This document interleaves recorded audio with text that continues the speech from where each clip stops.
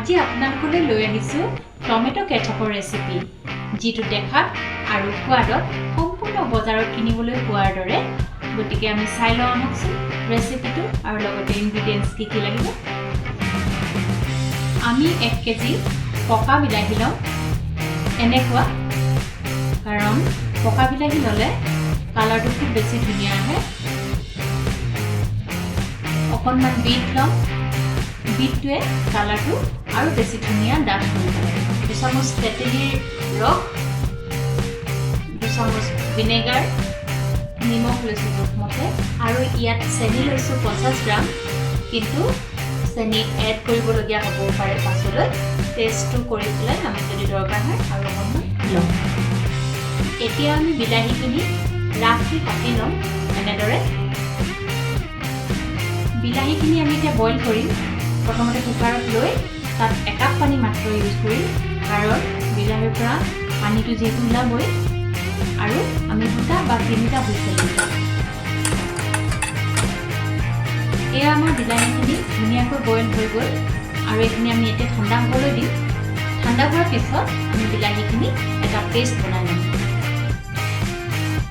এয়া আমি বিলাহীখিনি গ্ৰাইণ্ড কৰি পেষ্ট কৰি ল'লোঁ, আৰু এতিয়া এইখিনি আমি ভালদৰে চেকি ল'ম। এতিয়া চেকিবৰ কাৰণে আমি এটা বাউল ল'ম। বাউলটোত এটা চেকনি বা চালনীও ল'ব পাৰে। আমি এনেদৰে চেকি ল'ম।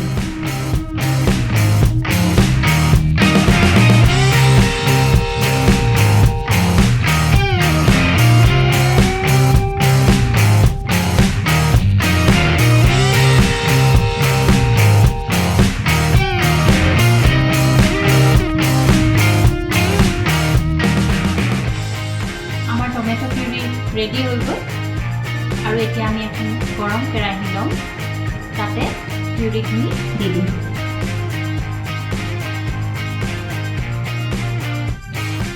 এতিয়া আমি পিউৰিখিনি প্ৰায় 5 মিনিট সময় হাই ফ্লেমত উতলাই 5 মিনিটমানৰ পিছত আমি আমাৰ ইনগ্ৰিডিয়েণ্টছবোৰ দিম।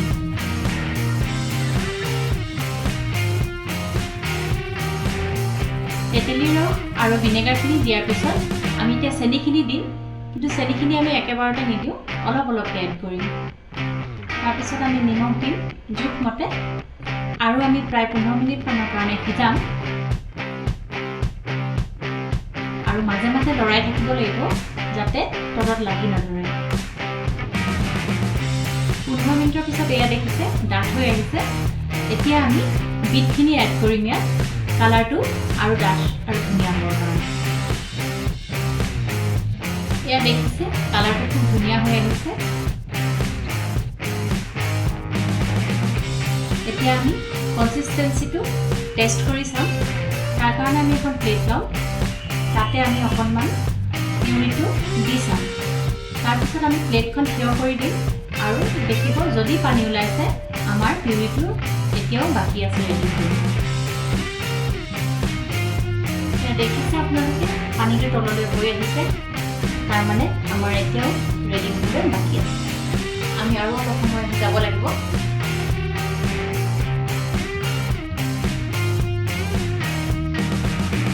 আমি আকৌ 10 মিনিট সময় সিজালোঁ।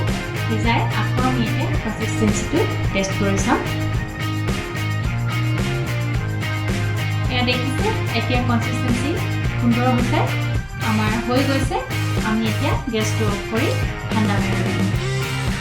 আপোনালোকে টেষ্ট কৰি থাকিব, মাজে মাজে সেই হিচাপত চেনিটো এড কৰি থাকিব, একেলগতে গোটেইখিনি দি নিদিব। ইয়াত ঠাণ্ডা হোৱাৰ পিছত আমাৰ টমেটো কেচাপ ৰেডি। আপোনালোকে চাওক ইমান ধুনীয়া কালাৰ আৰু কনচিষ্টেঞ্চি খুব ধুনীয়া আহিছে। মোৰ 1 কেজি বিলাহীত প্ৰায় 75 গ্ৰাম চেনি ইউজ কৰিলোঁ। আপোনালোকে ৰেচিপিটো ভাল পালে, আৰু আপোনালোকে নিশ্চয় ঘৰত ট্ৰাই কৰি চাব। ধন্যবাদ।